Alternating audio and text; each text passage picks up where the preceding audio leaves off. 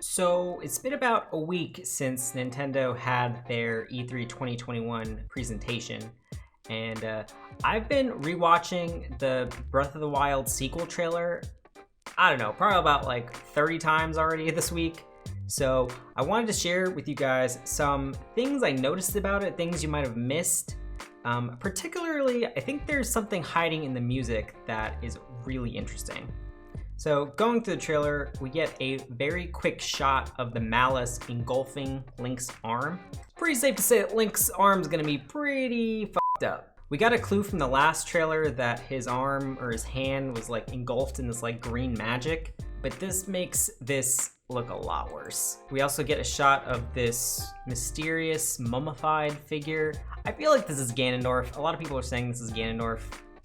I'm hoping it's Ganondorf. I think that would be so cool for the game to be around, snuffing out like the last bits of Ganon, and the last bits of Ganon are like this malice that's like pouring out of the mummy of Ganondorf. Okay, we got some more malice, and then we see Zelda fall into the pit.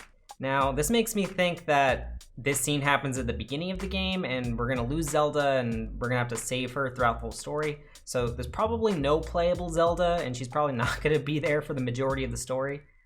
Honestly, I see this game opening like Zelda is sensing some like last presence of Ganon deep underneath the castle, and then we'll see the events that happen in that very first trailer of Breath of the Wild, where they go down into the caverns and they find that mummified figure, and then we transition into the sky. I am so excited for the sky to return in this game. Skyward Sword is one of my favorite Zelda games ever, and I think this game could have some really cool ties to Skyward Sword. Just a refresher, Skyward Sword is the very first game in the Zelda series. Skyward Sword started the trend of Ganondorf is always resurrected every 100 years or so. So it would be pretty crazy if this game was like the final nail in the coffin for that cycle of resurrection of Ganon. Imagine like demises in this game. We get to look at some more sky islands. There's a building in the distance, which makes me think that dungeons are gonna come back. It doesn't look natural. It looks like it's a man-made structure. So I'm hoping dungeons come back. I know a lot of people weren't that happy with the Divine Beast. They didn't really feel like dungeons, but it'd be kind of sick to get dungeons back. We get a look at a few more enemies. This enemy that they show, it kind of looks like an Igor from Majora's Mask. I don't know what the significance of that is, if they're just making a callback to Majora's Mask, or even if it is that same kind of enemy, but that is very interesting. And then we see a fort of bokoblins that look a little different. They have a giant horn on the top of their head, so that's new and different. And then the platform actually raises to reveal that it's a stone talus, which is actually kind of cool. I wonder if that's gonna be really hard to take down. And then we get a shot of Link's glowing arm.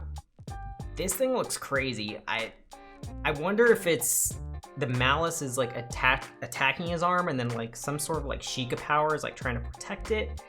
And it looks like from the clips that follow it that this is like imbuing his arm with like the Sheikah powers. Maybe you don't need the Sheikah Slate. I don't think the Sheikah Slate pops up at all during this trailer, but there's a lot of like enhanced Sheikah powers that Link can use with his arm. He can freeze time and actually reverse it, which is actually really sick. There's another shot here of Link fighting an enemy in underground, and the shield kind of looks like a dragon, and it could actually breathe fire. And then we get a look at this water droplet, or this puddle going back up into a water droplet, signifying we can reverse time. Oh yeah. And you see Link go straight through a solid surface up to a sky island. This just blew my mind when I saw it. The way we're gonna traverse this game is, I can't wait to see everything. Okay, and the main reason why I'm making this video, it's something really cool that I noticed, is the music that plays right when Link goes up through the platform and then you start to see the castle go up into the sky. The music playing, if you reverse it, it sounds like the music that plays in the cutscene at the beginning of Breath of the Wild when King Rome is describing the events of 100 years ago. So take a listen.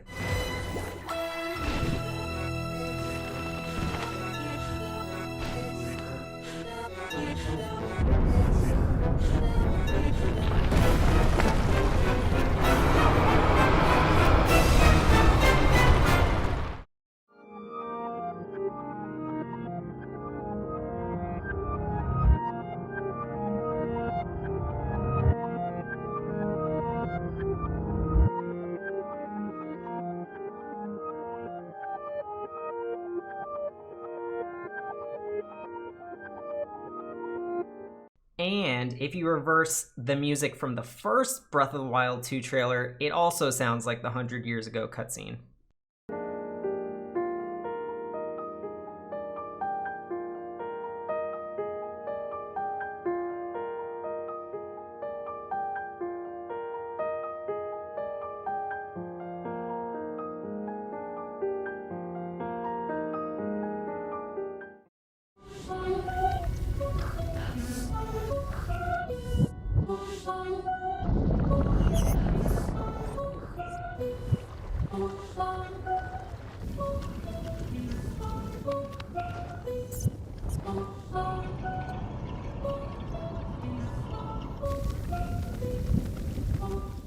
So I don't know if that's a hint, if Ganon is trying to reverse the events of 10,000 years ago where he wasn't sealed. Bro, if that's true, that's a crazy way to hide that in the trailer. And also, if you didn't hear, Nintendo has decided on what the name of this Breath of the Wild sequel is going to be. They're just not telling us yet because they don't want it to spoil us on story details they don't want to share yet. So this game is going to be crazy. I can't wait. It's scheduled for 2022. I'm hoping it hits 2022. It probably could leak into early 2023. I hope not, but I got my fingers crossed. Let me know your guys' thoughts in the comments down below. Do you think I'm looking too far into this? Could it have something to do with reversing events from 100 or even 10,000 years ago?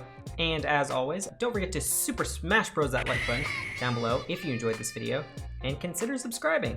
I am so excited for this game. Breath of the Wild is one of my favorite games of the past 10 years, and I'm definitely gonna be posting more videos about it. So be sure to click that subscribe button as well. Thanks for watching, and I will catch you in the next one.